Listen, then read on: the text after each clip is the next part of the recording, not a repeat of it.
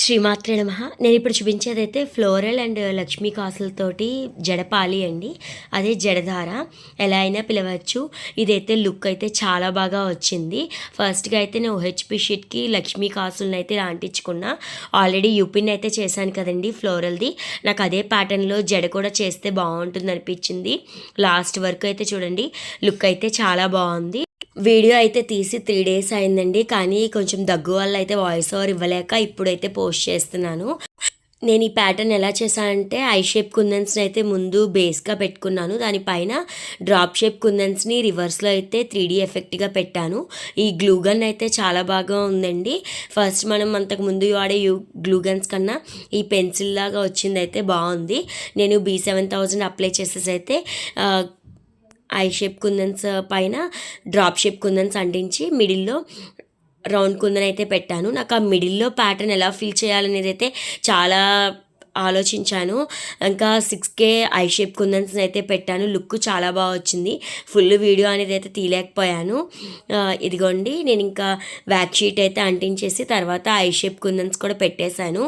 వెనకాల యూపిన్స్ లాగా బెండ్ చేసి కూడా పెట్టాను. అవన్నీ అయితే వీడియో తీయలేదు, ఆల్రెడీ ఇంతకుముందు వీడియోస్లో ఉన్నాయి కదా అని. ఇక్కడైతే లోరియల్స్ అటాచ్ చేశాను. ఫస్ట్ వైట్ కలర్ లోరియల్స్ అయితే అటాచ్ చేశాను. అంత లుక్ కనిపించక గోల్డ్ కలర్ పెట్టాను. ఎవరికైనా కూడా సారీస్కి కలర్స్కి మ్యాచ్ అయ్యేట్టుగా కస్టమైజేషన్ కావాలి అంటే కనుక నేను చేస్తాను అండి.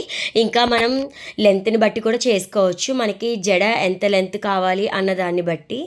నేనైతే 13 ఇంచెస్ చేశాను అండి. కానీ మనం కావాలి అంటే మనకి జడ లెంత్ని బట్టి కూడా మనం మేకింగ్ అనేది చేసుకోవచ్చు.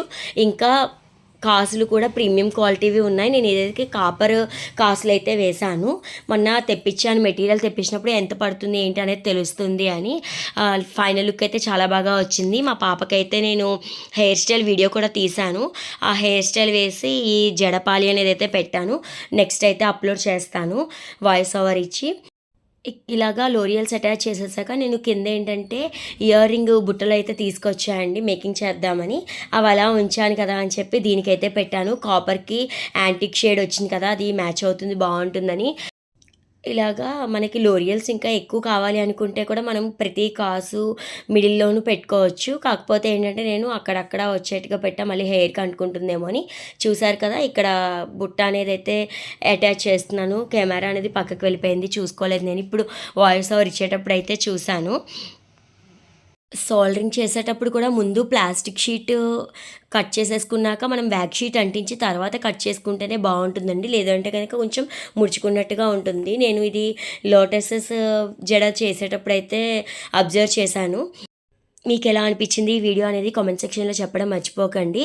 ఇంకా మీ ఫ్రెండ్స్ అండ్ ఫ్యామిలీస్కి అయితే షేర్ చేయండి. ఎవరికైనా కస్టమైజేషన్ కావాలి అంటే కనుక డిస్క్రిప్షన్లో నేను నెంబర్ ఇస్తాను, దానికి వాట్సాప్ అయితే చేయండి. ఇదైతే నేను పింక్ అండ్ గ్రీన్ కాంబినేషన్లో చేశాను కదా, ఇంకా మన ఇష్టం.